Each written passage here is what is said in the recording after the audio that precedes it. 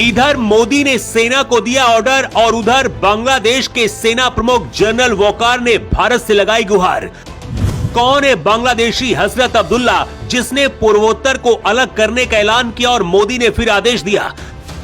बांग्लादेश के 80% बॉर्डर पर खड़ी है भारतीय सेना और युद्धक विमान। एक ऑर्डर और सब कुछ होगा खत्म।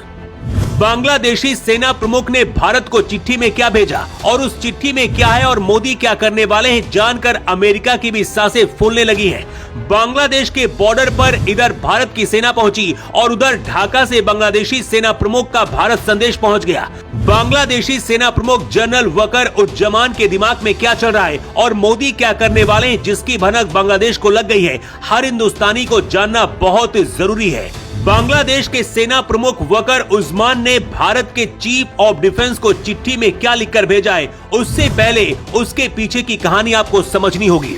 बांग्लादेश में हिंदुओं को टारगेट किए जाने के बाद भारत में लगातार ये मांग उठ रही है कि मोदी को कुछ करना चाहिए। मांग तो ये भी हो रही है कि अब भारत को बांग्लादेश के दीनापुर से मेघालय तक जोड़ देना चाहिए और इस इलाके में बांग्लादेश में सताए जा रहे करीब 13 लाख हिंदुओं को शरण देनी चाहिए, जो भारत के लिए भी प्रॉक्सी का काम करेगा। पिछले एक साल में सबसे ज्यादा भारत के खिलाफ बांग्लादेश में नफरत फैली है और भारत के लिए दूसरा पाकिस्तान बनता जा रहा है। अब इससे मिलिए, ये है बांग्लादेश में नेशनल सिटीजन पार्टी के बड़े नेता हसनत अब्दुल्ला, जिसने भारत को खुली धमकी दी है कि भारत के पूर्वोत्तर राज्यों को अलग थलग कर दिया जाएगा।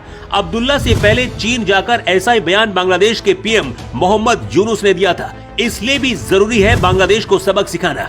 जिस बांग्लादेशी सेना के बल पर कट्टरपंथी भारत से उलझ रहे थे और बांग्लादेश में हिंदुओं को टारगेट किया जा रहा है, भारत ने ऐसा जाल बिछाया कि बांग्लादेशी सेना का जनरल वकर उज्जमान ने भारत के सामने सरेंडर कर दिया है और भारत को एक चिट्ठी भेजी है। इस चिट्ठी में क्या है, सबसे पहले आपको बताते हैं, जिससे आपको भी पता चलेगा कि मोदी का कितना बड़ा प्लान है।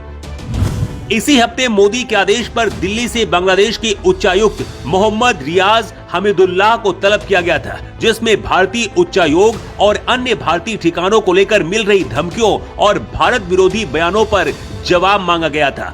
भारत के विदेश मंत्रालय ने भी कहा था कि भारत के खिलाफ बांग्लादेश में कट्टरता और वहां हिंदुओं के साथ जो हो रहा है उसे बर्दाश्त नहीं किया जाएगा। इसी बीच खबर आई कि भारतीय सेना भारी तादाद में बांग्लादेशी बॉर्डर पर पहुंच रही है। इसके साथ ही भारत से लगती बांग्लादेश की करीब 80% बॉर्डर पर भारत की सेना अलर्ट है। इसके कुछ घंटे बाद ही बांग्लादेश के जनरल वकर भारतीय सेना प्रमुख उपेंद्र द्विवेदी के सामने रोने लगे।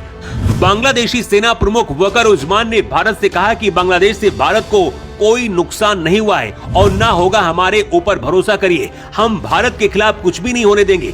इसके साथ ही बांग्लादेशी सेना प्रमुख ने कहा है कि हम सारी जानकारी आपको साझा कर रहे हैं, मतलब एक तरीके का सरेंडर ही है। लेकिन ये बात बांग्लादेशी कट्टरपंथियों को समझ नहीं आ रही है। बांग्लादेश के सेना प्रमुख वकर उज्जमान को पता है कि जिस तरह के हालात हैं, अगर भारत की सेना बांग्लादेश में घुसी तो बांग्लादेश के हिंदू और अल्पसंख्यक पहले से ही इसका इंतजार कर रहे हैं और भारत की सेना की तरफ से ही वो युद्ध शुरू कर देंगे। लेकिन ये बात हसनत अब्दुल्ला जैसे लोगों को कौन समझाए, खुद खाने के ठिकाने नहीं भारत से टकराने चले। रक्षा मंत्री राजनाथ सिंह भी ये ऐलान कर चुके हैं कि भारतीय सेना किसी भी युद्ध से निपटने के लिए तैयार है और पूर्वी कमांड पर भारतीय सेना का मजबूत होना इस तरफ इशारा है कि बांग्लादेश के ऊपर कभी भी सर्जिकल स्ट्राइक हो सकती है। बहुत जल्दी खबर मिल सकती है। कई बार फैसले जोश में नहीं बल्कि होश में लेने चाहिए, वही भारत कर रहा है।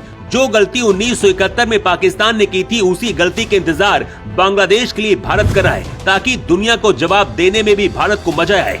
बांग्लादेश का करीब 80% बॉर्डर भारत से लगता है और कुछ घंटे में ही भारत इसे धुआं बना सकता है।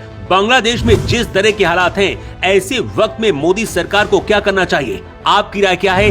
कमेंट करके आप अपनी राय जरूर बताएं। Bureau report.